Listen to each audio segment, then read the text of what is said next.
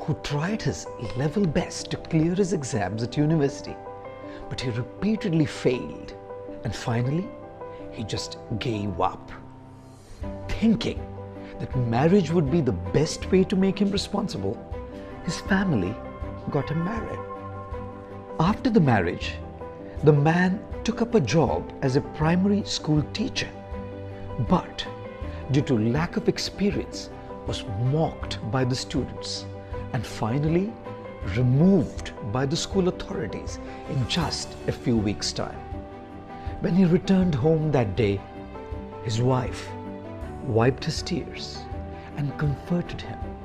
She said to him, "You can teach young kids only if you've taken formal training, or at least have some experience of teaching kids. And for you, you didn't study teaching at university, nor have you dealt with kids earlier. So how would you know how to teach kids?" Don't be too sad about it. When God says yes to your prayer, He gives you what you want. But when He says no to your prayer, He has something better for you. Probably there is a better, more suitable job waiting for you out there. Gathering some hope, the man kept trying to find opportunities, and when he did finally find one, he was once again chucked out of the job due to his slowness. Yet again his wife tried to encourage him by saying, "I'm sure there are people who are skilled and experienced at that job, and their experience comes from many years at it. As for you, you were in school trying to teach kids all this while. So how could you acquire the needed skills?" Don't worry. When God says no to your prayer, He gives you something better. But when He says wait to your prayer, He gives you the best. The man kept trying his luck with several jobs, which never lasted more than a couple of weeks, at best months. Each time he would return back home dejected and depressed, and his loving wife would comfort him.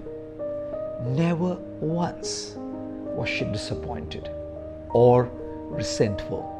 By the time the man was in his 30s, he had found his calling and had acquired a flair in languages. He ended up being a counselor in a school for those kids who were challenged in hearing and speaking. And a little later, he opened his own school for specially abled kids.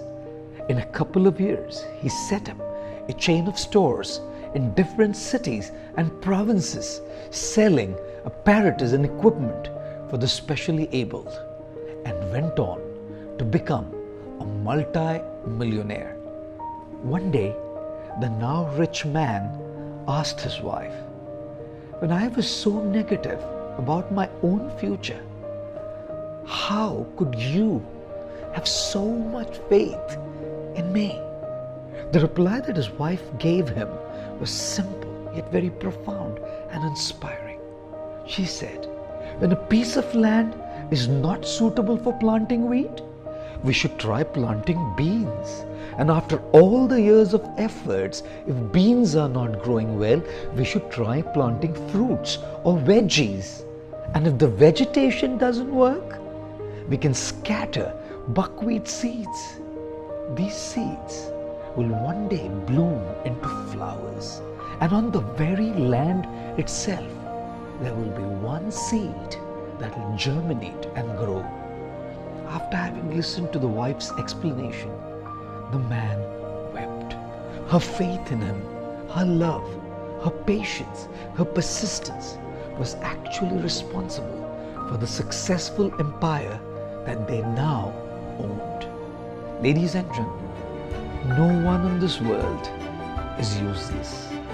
The land may be very fertile, but you may not have figured out your seed yet.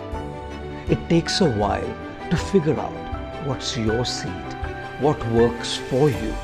But once you discover your seed, your passion, your calling, excellence, and abundant growth will simply be a consequence. Until then, you need to believe in yourself. More so, you need someone who can believe in you and keep you going till you see